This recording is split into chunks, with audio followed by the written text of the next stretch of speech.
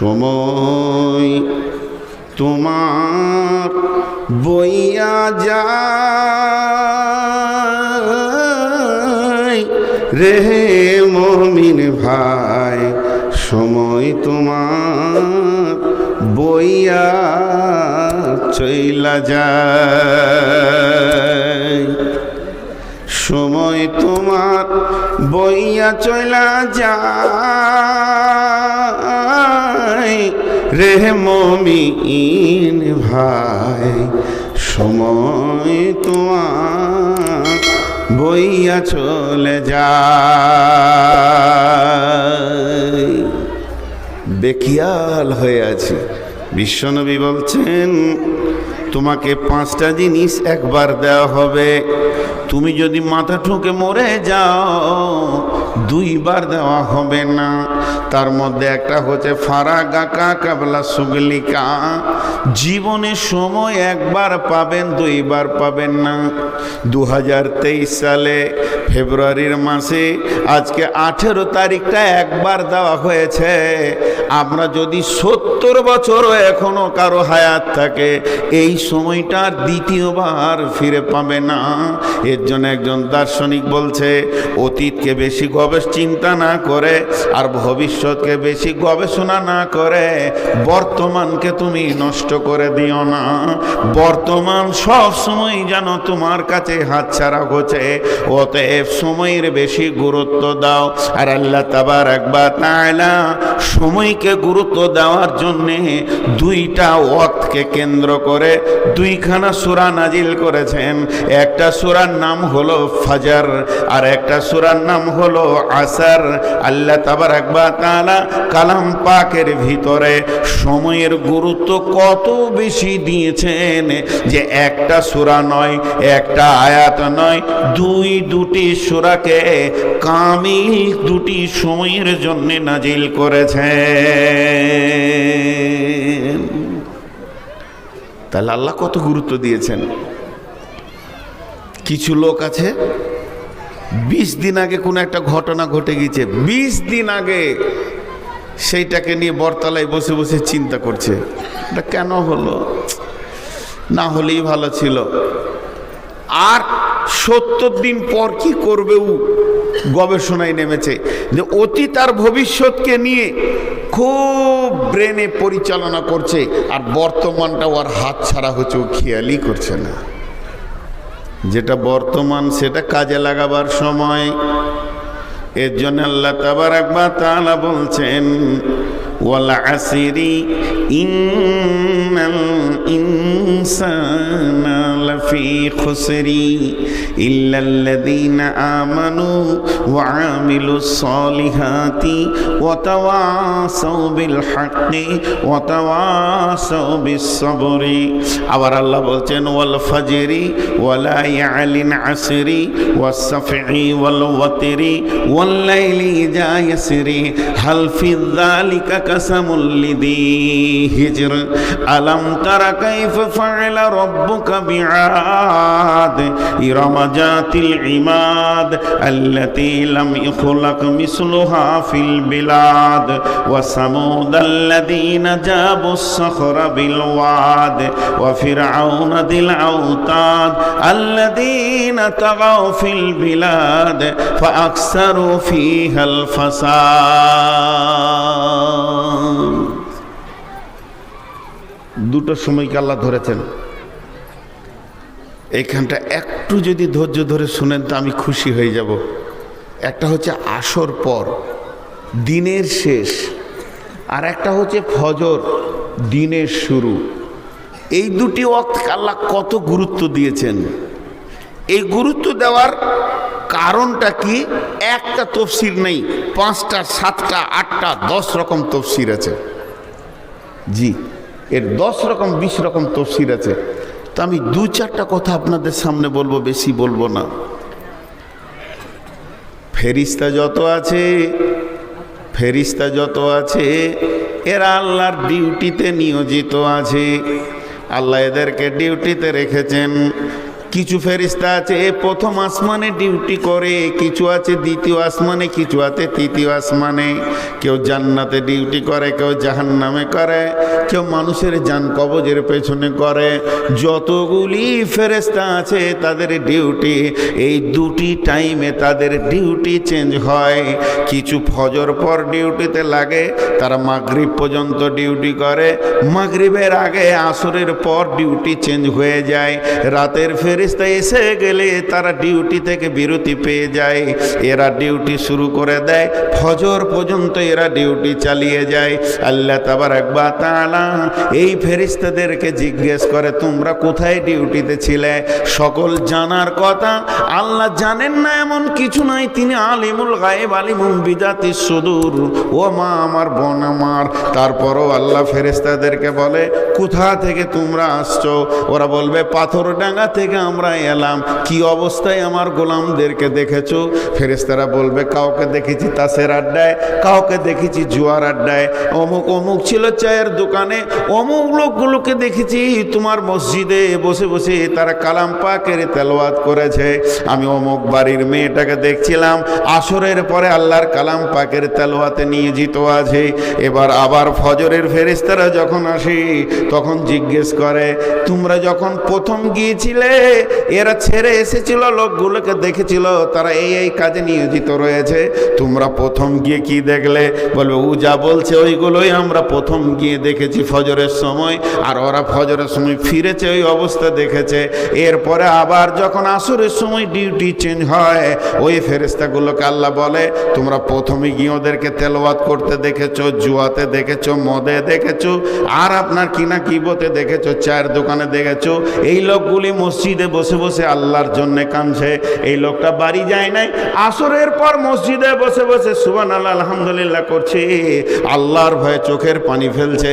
আমার রব বলে, হে রহমতের ফেরেশতা, তোমরা সাক্ষী থেকে যাও, যে লোকগুলোকে আমার ভয়ে কাঁদতে এবং জিকির করতে তেলাওয়াত করতে দেখেছো, আমি রব তাদের গুনাহগুলিকে মাফ করে দিলাম।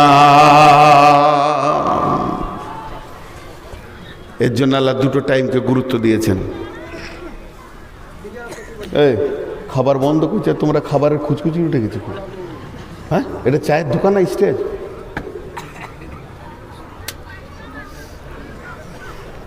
আমাকে আর লিও না কোনোদিন বক্তা, আমার মতো খচ্চর বক্তার বাংলা পশ্চিমবঙ্গে নেই। এই তিনজন খাবে বসে বসে আর 4000 লোক দেখবে। তো সময়ের কত গুরুত্ব। চলেন নাম্বার 2 তফসির সূরা ফজর আসরকে নিয়ে। সম্পূর্ণ বলছি না, গোটাটা বলে দিচ্ছি আর কি। একটা একটা অক্ষর ধরে তফসির করলে সময় লাগবে। ফজর কেন? মানুষ সকালে কাজের প্ল্যান করে। আমার কথাটা বোঝার চেষ্টা করেন। ঘুম থেকে উঠে একটা ফ্যামিলিতে মা বাপ ভাই বোন যতগুলো আছে, কাজের প্ল্যান সকালে হয়, নিয়ে মার্কেটে ছড়িয়ে যায়, ঘাটে মাঠে চারিদিকে ছড়িয়ে যায়। আর সন্ধ্যা হলে তারা কাজ থেকে বাড়ি ফিরে। কথাটা বুঝাতে পারলাম? সকালে কি করে? প্ল্যান করে বেরিয়ে যায়, আর সন্ধ্যা হলে কি করে? কাজ থেকে ফিরে আসে। আল্লাহ তাবারক ওয়া তাআলা এর জন্য বলছে, মুমিনরা ফজরের সালাতের পর তোমরা যখন বাড়িতে নিজের কাজের জন্য বসে যাও, আব্বা বসেছে, 4 ভাই আছে, প্ল্যান করছে তুই মাঠ যা, তুই যা, ছোট ফুপুর অসুখ আছে দেখা করে আয়। বাপ আর মেজো বলছে আমরা 2 জন যাব বহরমপুর, এই কাজগুলো করে সন্ধ্যা পর্যন্ত আমি ফিরবো, একদিনের কাজের লিস্টে বানিয়ে লাই। আমার রব বলছে, যখন তুমি ফজর পর কাজের লিস্টগুলোকে তৈরি করো, ওই সময় তুমি দিনের ব্যাপারে লিস্টটা কেন করো না?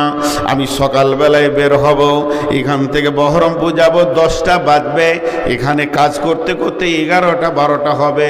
জোহরের নামাজটা কোন জায়গায় আমি পড়ব, আসরটা কোন জায়গায় পড়ব, মাগরিব মাগরিবটা কোন জায়গায় পড়ব, আমার যেমন দুনিয়ার কাজ চলবে সাথে সাথে দিনটাও যেন এক বরাবর চলে, আমার দিনের কাজ যেন কোনোটা বাদ না যায়। তাহলে কেমন করে তুমি মুসলমান পৃথিবীর কাজের যেমন প্ল্যান করছো, ওই রকম আমার রবের কাজগুলোকে তুমি ফজরের পর প্ল্যান করে নাও। সন্ধ্যায় যখন মানুষ বাজার থেকে ফিরে তখন সে তার ব্যাগটাকে সুন্দর করে দেখলে আজকে কি কি মাল কেনার কথা ছিল, সেই মালগুলো কিনতে পারলাম কিনা, কাজগুলো করতে পারলাম কিনা। যদি করতে পারে তো সন্তুষ্ট হয়, যদি না করতে পারে তো আগামী দিন ওই কাজটা করতে হবে, এটা প্ল্যান করে। তো রব্বুল আলামিন বলছেন, যখন তুমি আসরের পর বাড়ি ফেরার তোমার পালা পড়বে তখন তুমি সারা দিনের আমলগুলোকে একবার চিন্তা করে দেখে নিবে যে আজকে আমি দিনের কাজ করেছি কতটা আর দুনিয়ার কাজ করেছি কতটা। আসর পর তুমি হিসাব করবে, যদি তোমার দ্বারা দিনের কোনো ঘাটতি ঘটে গেছে তাহলে তুমি তওবা করে নাও, তোমার কাছ থেকে সময় হাতছাড়া হয়ে গেছে। আল্লাহ বলছেন, ওয়াল আসরি ইন্নাল ইনসানা লাফি খুসরি, দিনের শেষেই মানুষরা ক্ষতিগ্রস্তর মধ্যে দিয়ে নিমজ্জিত হয়ে যায়। যখন দিন শেষ হতে চলেছে তখন তারা ক্ষতিগ্রস্তর দিকে চলে গেছে, কারণ তারা সমস্ত কাজগুলোকে কমপ্লিট জায়গায় আনতে পারেনি। এর জন্য রব্বুল আলামিন বলেন, ওয়াল আসরি ইন্নাল ইনসানা লাফি খুসরি। তাহলে ফজর পরে কাজের প্ল্যান হয় আর আসর পরে কাজকে গুটিয়ে নেওয়া যায়। বুঝাতে পারলাম? চলেন 3 নম্বর, একই আয়াতের ওপরে নাম্বার 3 চলছে, আর বেশি বাড়াবো না। বিসমিল্লাহির রহমানির রহিম। ওয়াল ফাজরি, ফজর যখন আপনি আমি পেয়ে গেলাম, মানে জেনে নিতে হবে আমার একটা দিন আল্লাহ আমাকে সুযোগ দিয়ে দিল তওবা করার। শুধু তাই নয়, আমি একদিন কবরের দিকে আগিয়ে গেলাম। আমার কবরটা যত কিলোমিটার দূরেই থাক না কেন, আমি একদিনের রাস্তা অতিক্রম করে নিলাম। যখন সূর্য ডুবে যাবে আসর পর, হে মুমিন, তুমি নিজেকে মনে মনে করো আমার জীবনে একটা দিন শেষ হয়ে গেল, আমার কবর যেন খুব কাছিয়ে চলে আসছে দ্রুত গতিতে। একটা সূর্য ওঠা মানে একদিন আগিয়ে যাওয়া, একটা সূর্য ডুবে যাওয়া মানে একদিন কবরের দিকে আমি আগিয়ে গেলাম। আমি জীবনে যতগুলি দিন এনেছি আল্লাহর কাছ থেকে, একটা দিন আমার কাছ থেকে হাতছাড়া হয়ে গেছে, আমি আমল কম করে ফেলেছি। আগামী সূর্য যদি আমার উঠে যায়, আমি সূর্যকে যদি উদীয়মান পেয়ে যায়, আমার রবের কাছে আমি সাজদায় পড়ে পড়ে কাঁদব, হে আমার রব, গত শনিবার গত শুক্রবার আমি ভালো করে চলতে পারিনি, আজকে শনিবার পেয়ে গেলাম, আমার ঘাটতি হয়ে গেছে অনেক, আগামীকাল রবিবার যেন আমার নামাজ রোজা বাদ না যায়। তোমার দিনের যতগুলো কানুন আছে একটাও যেন আমার হাতছাড়া না হয়ে যায়। এর জন্যে আমার রবে বলছেন, তোদেরকে 2টি সময় কেন্দ্রিক আমি সূরা দিয়েছি, ওয়াল আসরি ইন্নাল ইনসানা লাফি খুসরি। আবার এদিকে আল্লাহ বলছেন, ওয়াল ফাজরি ওয়ালা ইয়ালিন আসরি ওয়াস সাফি ওয়াল ওয়াতরি ওয়াল লাইলি ইযা ইয়াসরি। সময়ের উপর আমার কথা বলা শেষ হয়ে গেল। আরো গাদা গাদা তফসির ছিল, সেগুলোকে আমি সাইড করলাম, শুধু নির্যাসটা নিলাম। 30 সেকেন্ডে আমি এবার বলে দিব, যতগুলো কথা বললাম 30 সেকেন্ডে বলবো। একটা সূর্য ডুবছে মানে আপনাকে সে কথা বলে চলে গেল, হুঁশিয়ার হয়ে যা। একটা সূর্য উঠছে মানে সূর্য আপনাকে বলছে রেডি হ, গতকালকে যে ভুলগুলো করেছিস আজ আর করিস না, তুই রেডি হ, তোকে আল্লাহ দ্বিতীয় সুযোগ দিয়েছে। একজন দার্শনিক 2 কলম লিখেছে খালি, সময় কথা বলে, সময় কথা বলে। হাজি অবাক লাগবে, নীরব বন্ধু, এর নাম হচ্ছে বই। কত কথা বলবে, এর মুখ নাই, এর হাত নাই, পা নাই, প্রাণ নাই, এমনি করে আপনি খুলবেন, একাই দেখবেন, চোখের পানিতে কাঁদবেন, হাসবেন। নীরব বন্ধু বইকে বলা হয়েছে, কিতাবকে বলা হয়েছে। এই রোডে আপনি গাড়ি নিয়ে যাবেন, পাথর আপনার সঙ্গে কথা বলবে, পাথর। আপনি ড্রাইভিং করবেন, পাথর কথা বলবে, বাম্পার কথা বলবে। আপনি আপনার বিবেককে জিজ্ঞেস করেন, বাম্পার বলবে ব্রেক কর। পাথর মাইলস্টোন আছে, ও বলবে চেকপোস্ট আর 16 কিলোমিটার, কথা বলবে, কিন্তু সাউন্ড পাবেন না, কথা বলবে। তেমনি সূর্য যখন উঠে সে কথা বলে, গাদা গাদা গাদা গাদা কথা বলে, বিশ্ব মানবকে সে কথা বলে। কিন্তু যে জ্ঞানী ব্যক্তি সে কথা শুনতে পায়, যে হতভাগা মূর্খ সে মাইলস্টোন দেখে কি বুঝবে? যে 1 কলম পড়েনি, যে পড়েছে সে বুঝতে পারে যে কথা বলছে আমার সঙ্গে। ড্রাইভারের সঙ্গে একটা পাথরও কথা বলে, রোডের উপরে পড়ে থাকা একটা পাথর ড্রাইভারকে বলে সাবধান, তোর টায়ার ফাটিয়ে দেবো। এটা জ্ঞানী ব্যক্তির জন্যে। চলেন এখন সূরা ফাজরের দিকে এগিয়ে যাই। আল্লাহ এখানে 5টা কসম খেয়েছেন। কয়টা বললাম? একবার মুখ খুলেন, কয়টা বললাম? 5টা। খুব জোর চিল্লাইতে হবে না ভাই, একটু মিষ্টি মিষ্টি করে বলেন। আপনাদের বিরক্ত লাগছে নাকি? লাগবে কেন, বকছি তো আমি। 5টা কথা বলে, কসম খেয়েছে আল্লাহ। কোনো জায়গায় 1টা কসম খেয়েছেন, আল্লাহ কোনো জায়গায় 4টা কসম খেয়েছেন। গতকালকে যে বক্তব্যটা রেখেছিলাম, বক্তব্যের বিষয়বস্তু ছিল আল্লাহ বলেছেন পবিত্র হলে বেঁচে যাবি। 11টা কসম খেয়ে একটা ছোট্ট কথা বলছেন। আল্লাহর কসমগুলো দেখেন। মানুষ কখন কসম খায়? যখন নিজের কথাকে বলিষ্ঠ করতে চাই তখন কসম খায়। জিন নিজের কথাকে যখন বলিষ্ঠ করতে যাই তখন কসম খায়। আমাকে কেউ হয়তো বলছে যে হুজুর আপনাকে আজকে সকালে দেখেছি চেকপোস্টে। আমি বলছি না, বলছে হ্যাঁ, না, হ্যাঁ, না আমি যাইনি, সারাদিন আজকে ছিলাম পাতেন্ডায়। বলে না, 10টার সময় আপনি চা খেয়েছিলেন। রাগ লেগে গেল, আল্লাহর কসম আমি যাইনি। এরপরে যদি বলে যে না আপনি ছিলেন, কসম আল্লাহর, কসম আল্লাহর বলছে আমি যাইনি। কসমটা কে খেয়েছে? নূর মোহাম্মদ। কসমটা কে খেয়েছে? একটা মানুষ। কিন্তু মানুষের কসম, ফেরেশতার কসম, নবীজির কসম, সব কসমগুলোকে এক জায়গায় রেখে দেন। স্বয়ং আল্লাহ কসম খেয়েছেন, যিনি হুকুম করবেন কোনো কসমের দরকার নাই, যিনি হুকুম করবেন কোনো কসমের দরকার নাই। সেই আল্লাহ যদি একবার কসম খায় যতটা ওজন হবে, 1,00,000 বার খেলেও অতটা ওজন হবে। শুধু মানুষকে বোঝানোর জন্যে ছোট্ট একটি কথা বলবেন, তাই 11 বার কসম খেয়েছেন। ওয়াশ-শামসি ওয়া দুহাহা ওয়াল কামারি ইযা তালাহা ওয়ান নাহারি ইযা জাল্লাহা ওয়াল লাইলি ইযা ইয়াগসাহা ওয়াস সামাই ওয়া মা বানাহা ওয়াল আরদি ওয়া মা তুহাহা ওয়া নাফসি ওয়া মা সাওয়াহা ফাআলহামাহা ফুজুরাহা ওয়া তাকওয়াহা। 11 বার কসম খেলেন। কসমগুলো যত বড়, আল্লাহর কথাটা তত বড় নয়। ছোট্ট করে একটা কথা বলে দিলেন, কাদ আফলাহা মান যাক্কাহা ওয়া কাদ খাবা মান দাসাহা। পবিত্র যে থাকবে বেঁচে যাবে, নাপাক যে থাকবে সে ফেঁসে যাবে। 11 বার কসম খেয়ে আপনাদেরকে আমি বোঝানোর জন্য বলছি। আমি আল্লাহর কসম খেয়েছি, আল্লাহ তো তার সৃষ্টির কসম খেয়েছেন, আমি আল্লাহর কসম খেয়েছি।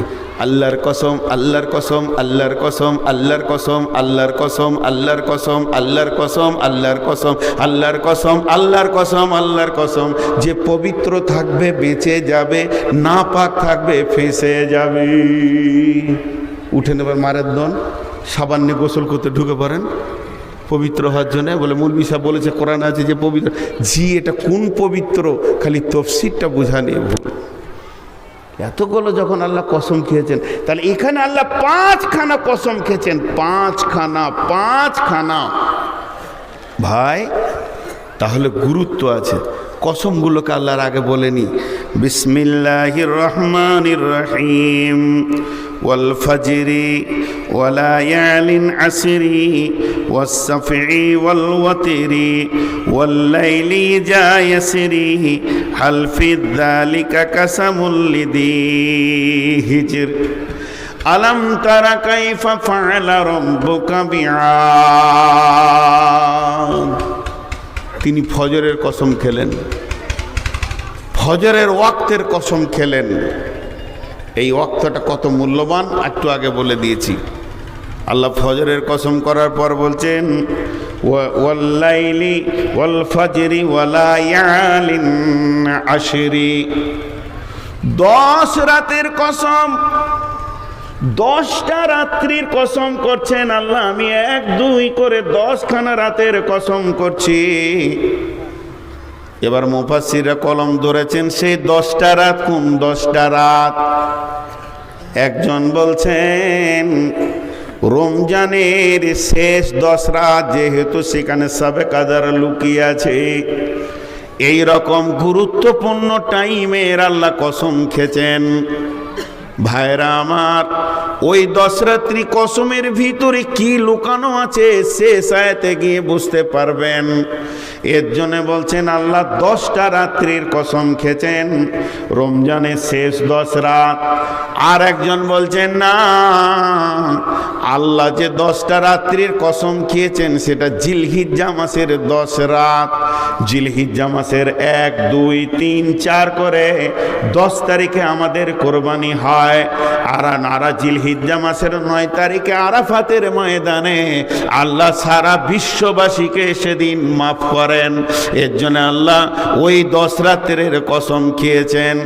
আর একজন মুফাসসির বলছেন না, এই 10 রাত বলতে মুহররম মাসের 10 রাত, যেহেতু মুহররম মাসের 10 তারিখে কিয়ামত প্রতিষ্ঠিত হবে।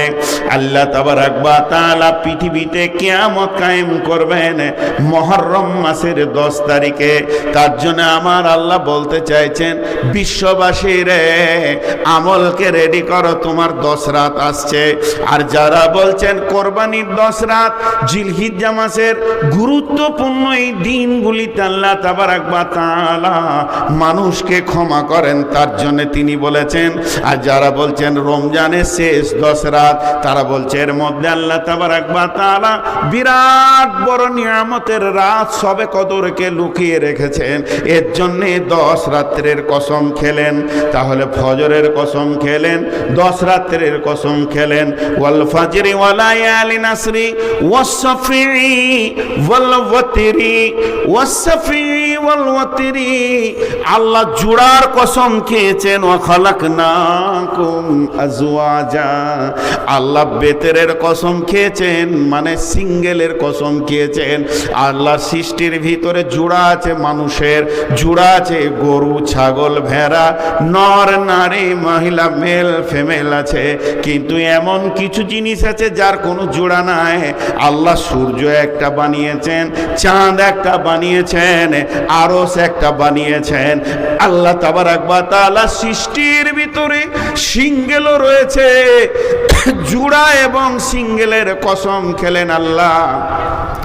তারপরে আমার রব বলছেন ওয়াসফি ওয়াল ওয়াতরি ওয়াল লাইলি ইযা ইয়াসরি, চলমান রাত্রির কসম করে বলছি, রাত্রি যখন চলমান হতে শুরু করে তখন 2 ধরনের মানুষ পৃথিবীর বুকে পাওয়া যায়। ভাইয়া, মানুষ এখন রাত চলতে শুরু করে দিয়েছে। এই রাতটাকে চলমান রাত বলে। সন্ধ্যা যেই পার হয়ে এসা চলে আসে, এই রাতটাকে চলমান রাত বলে। আল্লাহ বলছে, আমি চলমান রাতের কসম করে বলছি, আমি চলমান রাতের কসম করে বলছি। চলমান রাতে দুই ধরনের মানুষ পাওয়া যায়। রাত্রি যখন চলতে শুরু করে, ইমানদাররা নামাজের জন্য রেডি হয়, এসা পড়ব, আল্লাহর কাছে কাঁদবো, রাতে ঘুমাবো, তাহাজ্জুদের নামাজে উঠব, আবার ফজর পর্যন্ত রবের কাছে কাঁদবো। কিন্তু যারা চরিত্রহীন নারী, চরিত্রহীন পুরুষ, তারা যখন রাত্রি চলমান শুরু হয়ে যায়, তাদের চরিত্রের তখন বিগার ঘটে। আল্লাহ তাবারাক ওয়া তাআলা এর জন্য চলমান রাতের কসম করলেন।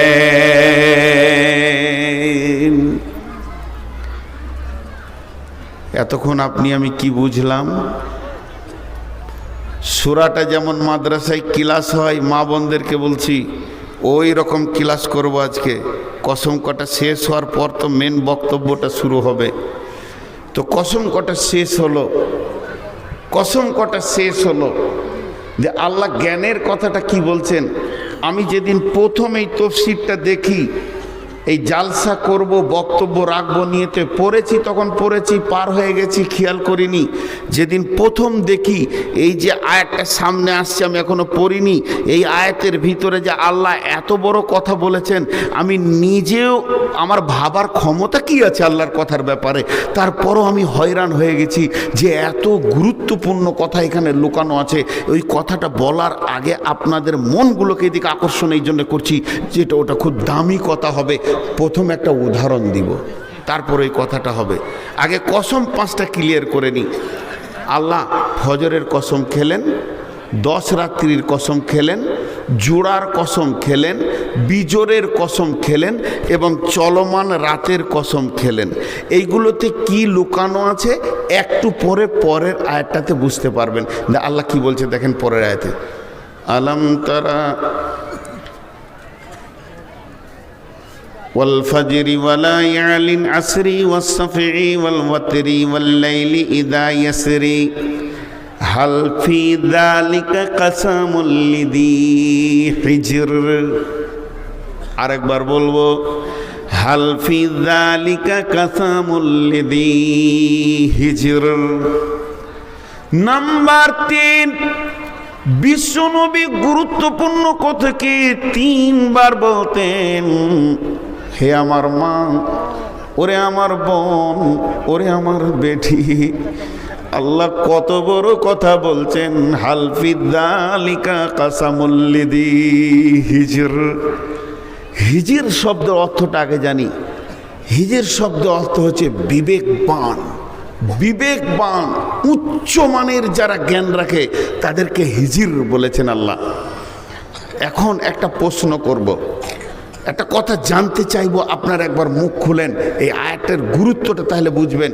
এই যে রোডে যত গাড়ি চলছে, রোডে সাইকেল থেকে নিয়ে 10 চাকা, 20 চাকা, 18 চাকা, 22 চাকার 50 চাকা হোক, রেল হোক, বিমান হোক, হেলিকপ্টার হোক, সব গাড়ির একটা ব্রেক আছে। সব গাড়ির একটা ব্রেক আছে। আর সব থেকে দামি ব্রেকের নামটা কে বলতে পারবে?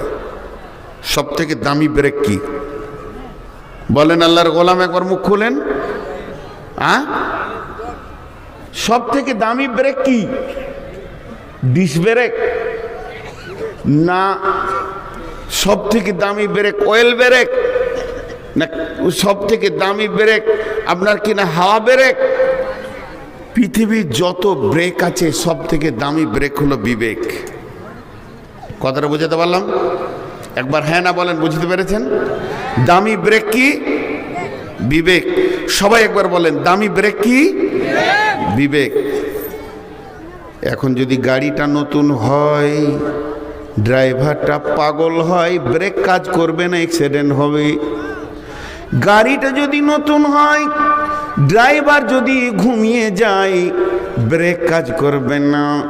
গাড়িটা যদি নতুন হয়, ড্রাইভার যদি বোতল খায়, ব্রেক কাজ করবে না। ওই গাড়ির ব্রেক কাজ করবে যে গাড়ির বিবেক চেতনাই থাকবে। গাড়ি যদি পুরাতন হয়, ড্রাইভার অনেক কৌশল করে গাড়িকে কন্ট্রোল করবে, তারপরও অ্যাক্সিডেন্ট হতে দিবে না। তা আমার আল্লাহ বললেন, হালফিদ্দালিকা কাসামুল্লিদি হিজর, আমি যে 5টা কসম খেলাম, আমি যে 5টা কসম খেলাম, ফজরের কসম আর জোরার কসম, বিজরের কসম, 10 রাতের কসম, চলমান রাতের কসম, এই 5টা কসম খেলাম। এই 5টা কসমের ভিতরে বিবেকবানদের জন্য কি ব্রেক লুকানো নাই? তাদের ব্রেকগুলো কি ঢিল হয়ে গেছে? যদি কোনো গাড়ির ব্রেক ঢিল হয়ে যায় তো তেল ভরে দাও। হাওয়া ব্রেক যদি হয় তো লিক মেরে দাও।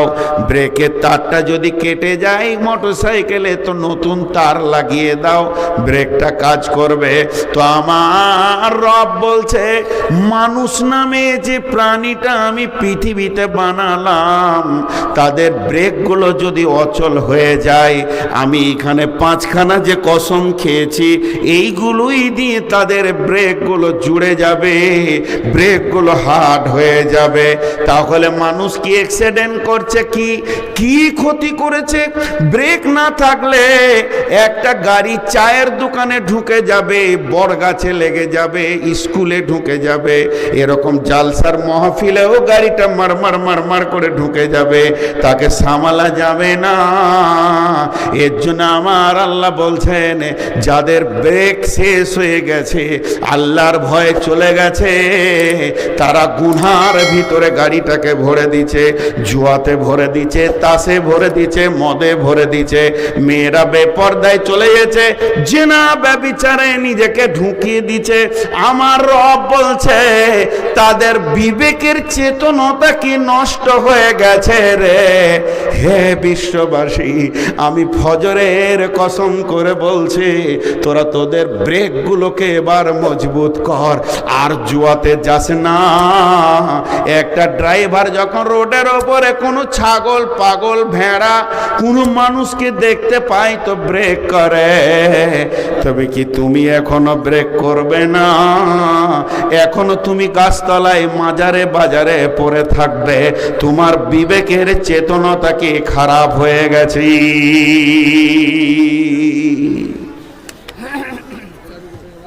এটা মাঝে মজার কথা বলবো, এই কথাটা বলবো, আমি মনের কথা বলছি, এটা হাদিস কোরআন লয়। যারা টোটোওয়ালা আছেন মাফ করবেন, টোটোওয়ালাদের পায়ে ধরে বলছি, কথাটা বলবো, রাগ করেন না। আল্লাহ যাকে বিবেক মেরে দেয় তাকে টোটো কেনার পয়সা দেয়, ও রাস্তার মাঝে ছাড়াই যাবে না। যত টোটোওয়ালা আছে দেখবে রাস্তার মাঝে ছাড়াও যাবে না, ওর বিবেক মেরে দিয়েছে আল্লাহ। আর ও ভাবে যে আমার গাড়ির যা গতি, তাতে মোটামুটি কোনো গাড়ি পেছন থেকে আর আমাকে ধরতে পারবে না। আর প্যাসেঞ্জারদেরকে বলে, দাঁড়া না, দুবাই পৌঁছিয়ে দিচ্ছি এখনই। আল্লাহ এদের বিবেকগুলোকে শেষ করে দিয়েছে। আমি একটা টোটোওয়ালা পেলাম না যে রাস্তার এক সাইডে মাসুম হয়ে হাঁটছে, যে আমার গাড়ির গতি কম, আমি এক সাইডে থাকবো, একটা পেলাম না। আর গাড়ি চালাবো তখন বুক উঁচু করে। আমার এক ড্রাইভার বলছে, হুজুর ওরা খালি ঘুরুক ঘুরুক করছে, এয়ারপোর্টের গেটটা খুলে দিল, ওরা দুবাইয়ের প্যাসেঞ্জার চাপিয়ে নেবে, বিমানের সামনে যাবে, বলবে চল আমি এখনই দিয়ে আসছি সৌদিতে, কাতারে। তো বিবেক হচ্ছে সব থেকে বড় ব্রেক। আল্লাহ কত দামি কথা বললেন এখানে। তোদের কি বিবেকের ব্রেকটা শেষ? আমার এই কসম গলাতেও কি তোর বিবেকের ব্রেকের তারটা জুড়ছে না? এখনো গোনায় ঢুকবি। আল্লাহ কিছু তাবা লোককে দেখাচ্ছেন, জি আল্লাহ কিছু তাবাওয়ালা লোককে দেখাচ্ছেন, এদিকটা খেয়াল করেন। কোথায় যাবেন?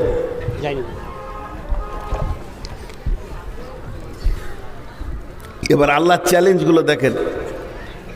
আমি কথার কথা বলছি, ধরেন আপনাদের মাদ্রাসার আমি একজন শিক্ষক, ছেলেগুলোকে নসিহত করে করে বোঝাচ্ছি, বাপ বদমাইশি করো না, বাপ সোনামানি, তোমরা বদমাইশি করো না, মানি সোনারে করো না।